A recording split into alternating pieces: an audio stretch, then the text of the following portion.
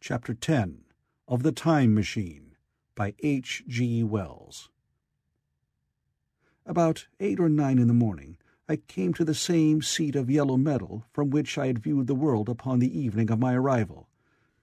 I thought of my hasty conclusions upon that evening, and could not refrain from laughing bitterly at my confidence. Here was the same beautiful scene, the same abundant foliage, the same splendid palaces and magnificent ruins, the same silver river running between its fertile banks. The gay robes of the beautiful people moved hither and thither among the trees. Some were bathing in exactly the place where I had saved Weena, and that suddenly gave me a keen stab of pain. And like blots upon the landscape rose the cupolas above the ways to the underworld. I understood now what all the beauty of the overworld people covered. Very pleasant was their day, as pleasant as the day of the cattle in the field. Like the cattle, they knew of no enemies and provided against no needs. And their end was the same. I grieved to think how brief the dream of the human intellect had been. It had committed suicide.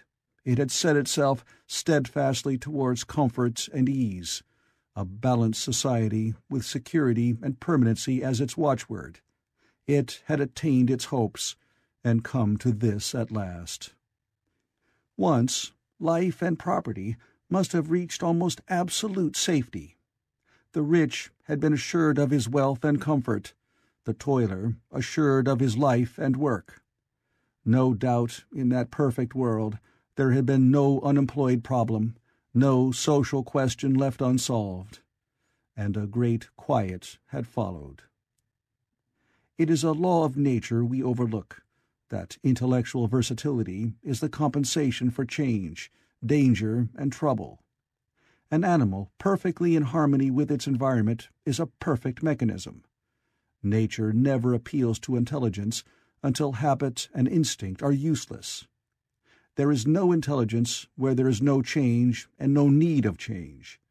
Only those animals partake of intelligence that have to meet a huge variety of needs and dangers.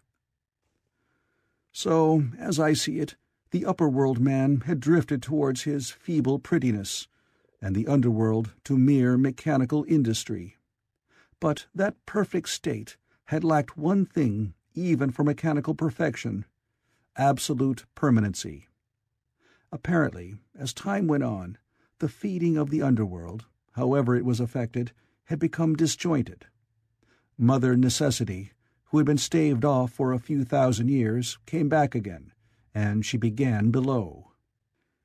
The underworld, being in contact with machinery, which, however perfect, still needs some little thought outside habit, had probably retained perforce rather more initiative, if less of every other human character, than the upper.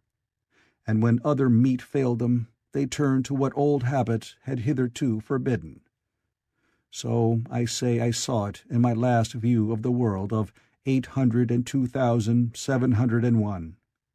It may be as wrong an explanation as mortal wit could invent.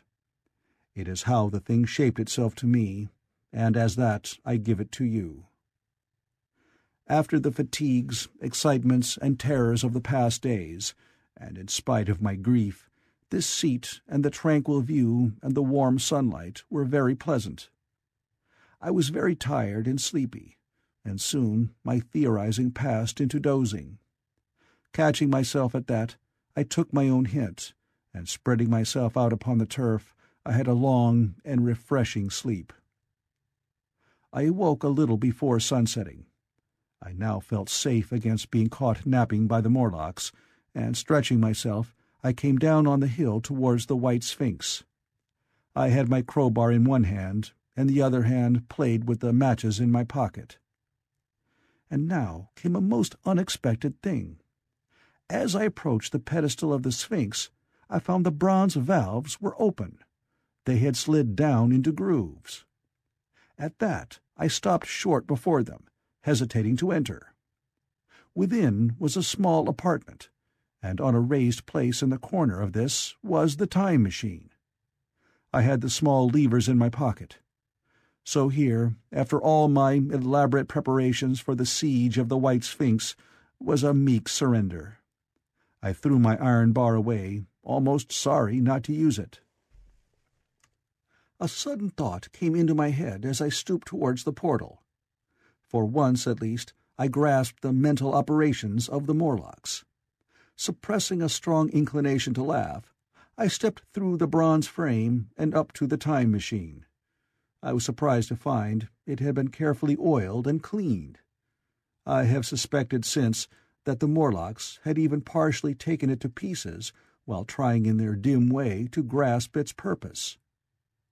Now, as I stood and examined it, finding a pleasure in the mere touch of the contrivance, the thing I had expected happened. The bronze panel suddenly slid up and struck the frame with a clang. I was in the dark, trapped. So the Morlocks thought, and at that I chuckled gleefully. I could already hear their murmuring laughter as they came towards me. Very calmly I tried to strike the match. I had only to fix on the levers and depart then like a ghost. But I had overlooked one little thing. The matches were of that abominable kind that light only on the box. You may imagine how all my calm vanished. The little brutes were close upon me. One touched me. I made a sweeping blow in the dark at them with the levers and began to scramble into the saddle of the machine. Then came one hand upon me, and then another.